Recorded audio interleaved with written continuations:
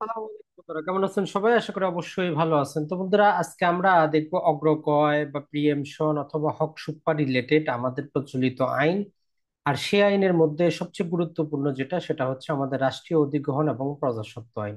তো আজকের ভিডিওটা আমরা একদম টোটালি মূল বেয়ার অ্যাক্ট থেকে করব। পরবর্তীতে আরো একটা ভিডিও করব যেখানে আমরা এই টোটাল জায়গাটা থেকে একদম সামান্য 2 পাতার মধ্যে হ্যান্ড নোটের মাধ্যমে, যাতে আপনি খুব সহজেই বুঝতে পারেন। কারণ যারা এই অ্যাডভোকেট হবেন অথবা যারা বিচারক হবেন, এই অগ্রকয় বা হক সুপ্পা জানা আমাদের খুবই কিন্তু প্রয়োজন। পাশাপাশি একজন সাধারণ বেসিক ম্যান হিসাবেও আমাদের অগ্রকয় বা প্রিএমশন জানতে হবে। তো দেখেন, আইনের মধ্যে অনেক কিছু কিন্তু লেখা আছে। তো ওইটা টোটালটা অনেক বড় হবে। আমরা আপনাদের এখান থেকে চুম্বকীয় অংশটা আপনাদেরকে তুলে ধরবো। সর্বপ্রথমই কথা হচ্ছে, যখন আপনার পাশের কোনো সম্পত্তি বিক্রি হবে, যেটা আপনার কাছে বিক্রি না করে বাইরের কোনো লোকের কাছে বিক্রি করবে, সেই সম্পত্তিটা আপনার পাশের জমি আপনার কেনার একটা অধিকার ছিল, বিক্রেতা অন্য কারো কাছে বিক্রি করেছে। এই যে অধিকারটা, এটাই হচ্ছে প্রিএমশন, মানে এটা আপনার পূর্বে ক্রয় করার অধিকার। তাহলে একটা প্রিএমশনের অধিকার তখনই জন্মাবে যখন বিক্রেতা সম্পত্তিটা অন্য কারো কাছে বিক্রি করবে। মনে রাখবেন, আমরা বলতেছি যে বিক্রি করবে। যদি সে হেবা করে দেয় নির্দিষ্ট কয়েকটা সম্পর্কের মধ্যে, তখন কিন্তু আপনি অগ্রকর মামলা দায়ের কিন্তু করতে পারবেন না। এটা আবার মাথায় রাখবেন। তাহলে আপনার পাশের জমি যদি অন্য কারো কাছে বিক্রি করে দেয়, আপনি সেই জমিটা ক্রয় করার অধিকারী। এই রিলেটেড পূর্বে অসংখ্য আইন ছিল। তো সর্বশেষ যে আইনের আপডেট, সেটা হচ্ছে যে যখনই সে বিক্রি করে দিবে, বিক্রি করার সময় নর্মালি আইনের 89 ধারায় ব্যক্তির কাছে একটা নোটিশ আসে। যদি আপনি ওই খতিয়ানে দলিলে অথবা খতিয়ানে যদি মালিক হন অথবা উত্তরাধিকারী সূত্রে মালিক হন, বা এমনকি বর্তমানে রেকর্ডীয় মালিক যদিও হন, তাহলেও 89 ধারা একটা করে নোটিশ আছে যে এই সম্পত্তিটা এত টাকায় এই ব্যক্তি ক্রয় করতেছেন, বিক্রেতা হচ্ছে এ। যেটা এলটি নোটিশের মতো করে একটা নোটিশ পাঠানো হয়। বর্তমানে তো আরো গুরুত্বপূর্ণ, রেজিস্টার ডাকযোগে পাঠানো হয়। অথবা বিক্রি হওয়ার পরে আপনি যে দিন থেকে জানলেন, সেই দিন থেকে 2 মাসের মধ্যে আপনাকে মামলা দায়ের করতে হবে। তাহলে নোটিশ যেদিন থেকে পাবেন সেদিন থেকে 2 মাস, অথবা যেদিন থেকে জানলেন সেই দিন থেকে 2 মাসের মধ্যে আপনাকে মামলাটা দায়ের করতে হবে। তবে এক্ষেত্রে কিছু কন্ডিশন হচ্ছে যে সবাই অগ্রকর মামলা দায়ের করতে পারে না। সর্বশেষ আপডেট হচ্ছে, যদি আপনি ওই সম্পত্তিটা উত্তরাধিকার সূত্রেই যদি শরিক হন, যেমন আপনার বাবার সম্পত্তি ছিল, আপনি কি করেছেন, বাবার সম্পত্তি থাকার পরে সেটা আপনারা 2 ভাই 1 বোন পেয়েছে, এখন বোনের অংশটা বোন বাইরে বিক্রি করে দিচ্ছে, তো আপনারা 2 ভাগ অগ্রকর মামলা দায়ের করতে পারবেন, যেহেতু পৈতৃক সম্পত্তি ছিল। কিন্তু আবার এক্ষেত্রে সমস্যা যেটা, যদি আপনারা বন্টন বাটোয়ারা দলিল করেন, বন্টন বাটোয়ারা দলিল করে যদি পৃথক পৃথক খতিয়ানে যদি সৃষ্টি করেন, তারপরে ওই সম্পত্তিটা যদি বিক্রি হয়, সেক্ষেত্রে কিন্তু আপনি আবার এই অগ্রগয়ের মামলা দায়ের করতে পারবেন না। তখনও আবার আমরা ওইটাকে কি বলবো না, ওইটাকে আমরা উত্তরাধিকারী সূত্রে আমাদের সম্পত্তি বলা যাবে না। এটা হচ্ছে আদালতের নজির, মানে উচ্চ আদালতে এরকম সিদ্ধান্ত হয়ে গেছে যে যখনই কেউ বন্টন বাটোয়ারা করবে, পৃথক পৃথক তার দলিলপত্র হয়ে যাবে, নামজারি হয়ে যাবে, খাজনা পরিশোধ হয়ে যাবে, তখন আর সেটা উত্তরাধিকারী সম্পত্তি থাকবে না। তাহলে 1 নম্বর কন্ডিশন হচ্ছে, আপনাকে উত্তরাধিকারী হিসাবে সহশরিক হইতে হবে এবং সম্পত্তিটা বন্টন বাটোয়ারা হয়ে পৃথক দলিলপত্র হইতে পারবে না। তবে যদি একই দলিলপত্রের মধ্যে থাকে, একই খতিয়ানে থাকে, তবে আপনি দায়ের করতে পারবেন। 2 নম্বর আরেকটা কন্ডিশন হচ্ছে, বাংলাদেশে সম্পত্তি অর্জন করার একটা সিলিং আছে। এখন পর্যন্ত কৃষি সম্পত্তি যেমন আপনি 60 বিঘার বেশি ক্রয় করতে পারেন না। এখন আপনার যদি অলরেডি 60 বিঘা সম্পত্তি থাকে, তাইলে কিন্তু আপনি এই আইনের অধীনে অগ্রকর মামলা দায়ের করলে সেটা বাতিল বা খারিজ হয়ে যাবে। এই জিনিসটা মনে রাখবেন। এখন মামলা করার সর্বোচ্চ সময়সীমা সম্পর্কে আইন বলতেছে যে একটা বিক্রয় দলিল যেদিন থেকে রেজিস্টার্ড হবে, সেদিন থেকে 3 বছর পরে আর কোনো রকম মামলা দায়ের করা যাবে না, চাই আপনি জানেন অথবা না জানেন, তাতে কিচ্ছু আসে যায় না। তাহলে একটা বিক্রয় দলিল রেজিস্টার্ড হওয়ার 3 বছর পরে আর কোনো প্রকার অগ্রকর মামলা চলবে না রাষ্ট্রীয় অধিগ্রহণ এবং প্রজাস্বত্ব আইন। আর এই আইন দ্বারা শুধু কৃষি সম্পত্তি যেগুলো খতিয়ানে কৃষি ভাগে আছে, সেগুলোই অগ্রকর মামলা দায়ের করা যায়।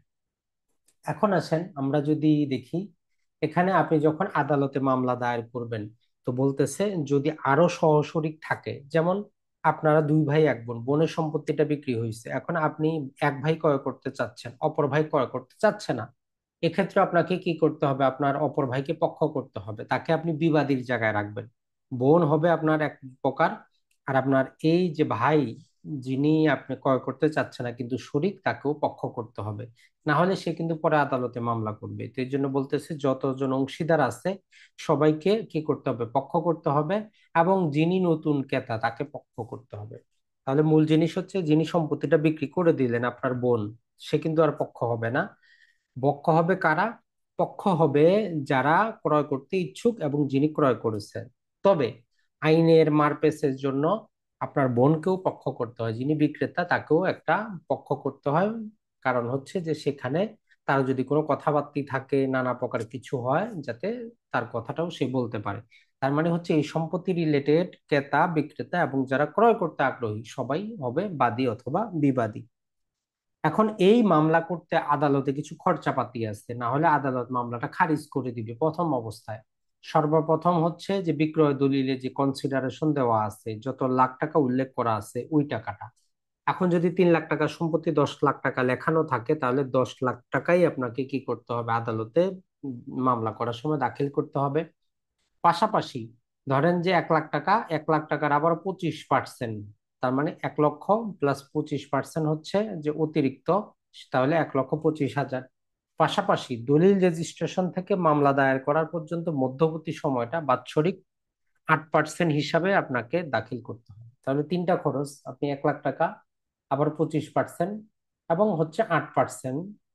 হচ্ছে যে ধরলাম আপনি 1 বছর পরে মামলা দায়ের করছেন, তাহলে আপনি কি করবেন, যে এন অ্যামাউন্ট ক্যালকুলেট 8% হিসাবে আপনাকে সিম্পল অ্যানুয়াল ইন্টারেস্ট কি কি করতে হবে, হিসাব করতে হবে। কোনটার জন্য? যে ডিট অফ এক্সিকিউশন থেকে নিয়ে আপনি মামলা ফাইলিং করার পর্যন্ত এই যে দলিল মূল্য যেটা আছে, দলিল মূল্য ধরেন 1 লাখ টাকা, তার 8% মানে 8,000 টাকা। তাহলে একটা মামলা দায়ের করতে 1 লাখ প্লাস 25 প্লাস 8 যদি আমরা দিই, 1,33,000 টাকা আপনাকে দিয়ে সাবমিট করতে হবে। এই সমস্ত টাকা দেওয়ার পর আদালত অপর পক্ষকে নোটিশ করবে, যিনি সম্পত্তি ক্রয় করেছেন তাকে সমস্ত কিছুর সাথে সাথে, যে তার এটা ক্রয়ের পাশাপাশি অন্যান্য সে কি টাকা পয়সা খরচ করেছে, কি খাজনাপাতি দিয়েছে, কোনো উন্নয়ন যদি ঘটায়, তার এক্সট্রা যে খরচ হয়েছে সেই খরচেরও একটা তালিকা দিতে বলবেন। তো ধরলাম যে সেই বিক্রেতা সেখানে দেখাইতো দলিল নিবন্ধন করা আনুষঙ্গিক খরচ সহ তার যেই 1 লাখ টাকা দিয়ে তো সে ক্রয় করছে, এবং দলিল নিবন্ধন এবং যাবতীয় খাজনাপাতি পরিশোধ, কিছু ভূমি এই সেখানে উন্নয়ন ঘটানোর পর তার আরো 80,000 টাকা খরচ হইলো। তাইলে সে এইখানে কি করবে, 80,000 টাকারও যাবতীয় কিছু উল্লেখ করবে।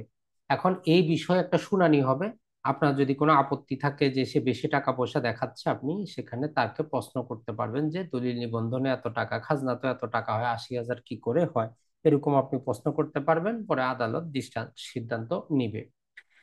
এখন যদি আমরা দেখি এরপরে যে মূল জিনিসটা বলতেছে সেটা হচ্ছে যে, যদি যিনি বাদী মামলা দায়ের করলেন উনি যদি প্রমাণ করতে পারেন সমস্ত কিছু ঠিক থাকে, তাহলে আদালত ওই জমাকৃত টাকা থেকে কি করবেন, যিনি সম্পত্তির ক্রেতা ছিলেন তাকে তার টাকাটা পরিশোধ করার আদেশ দিবেন, এবং সাথে সাথে তার যে আনুষঙ্গিক খরচাপাতি আছে সেগুলো পরিশোধের আদেশ দিবেন। পাশাপাশি তাকে একটা ডাইরেকশন দিবেন যে আপনি কি করেন, একটা সেল ডিড করে দেন কাকে, এই বাদী বরাবর। যদি সে করে দেয় তাহলে তো ভালো। তবে এই সেল ডিড করার ক্ষেত্রে কোনো ট্যাক্স, কোনো ডিউটি এগুলো আরোপ করা যাবে না, কারণ অলরেডি বাদী 25% টাকা আদালতে সাবমিট করেছে, এই জিনিসটা মনে রাখতে হবে।